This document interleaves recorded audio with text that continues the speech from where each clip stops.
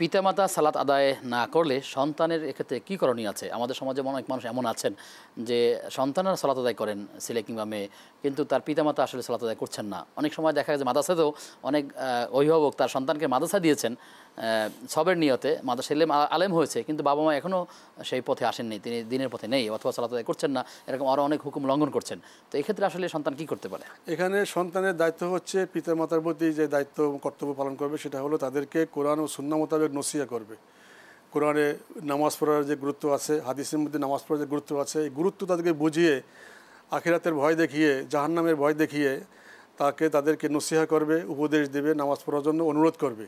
কিন্তু যেহেতু পিতামাতা, তাদের সাথে বেয়াদবি করা যাবে না, তাদেরকে লাঞ্ছিত করা যাবে না, তাদের উপরে বেশি চাপ সৃষ্টি করা যাবে না, তাদের দায়িত্ব নসিহত করা পর্যন্ত। তারপরে যদি তার পিতামাতা না শোনে, এখানে সন্তানের আর কিছু করণীয় নেই। সেক্ষেত্রে কি এমন হতে পারে যে পিতামাতার যারা বন্ধু আছে, যার সাথে তার সম্পর্ক ভালো, সন্তানরা চাইলে কি তার সেই আঙ্কেলের সাথে, তার বাবার বন্ধুদের সাথে বিষয়টা নিয়ে কাউন্সিলিং করার মাধ্যমে করতে পারে, সে চেষ্টা করে যেতে পারে কিনা? এটা ওর চেষ্টার একটা ফলশ্রুতি, সেটা হলো যে সে তার দেখবে যে আমার পিতা মাতা কার কথা শুনে, কে সবচেয়ে কাছের বন্ধু এবং কার কথা সে শুনবে। প্রয়োজনে তাদের নিয়ে একটু কাউন্সেলিং করবে, তাদেরকে সুপারিশ করবে যে আপনারা একটু আমার পিতামাতাকে বোঝান, চেষ্টা করেন। অর্থাৎ সন্তান তার পিতামাতাকে জাহান্নাম থেকে বাঁচানোর জন্য সর্বাত্মক চেষ্টা করবে। তারপরে যদি সে সম্ভব না হয়, না পারে, তাহলে তার করণীয় কিছু নাই, সে দায়মুক্ত হয়ে যাবে।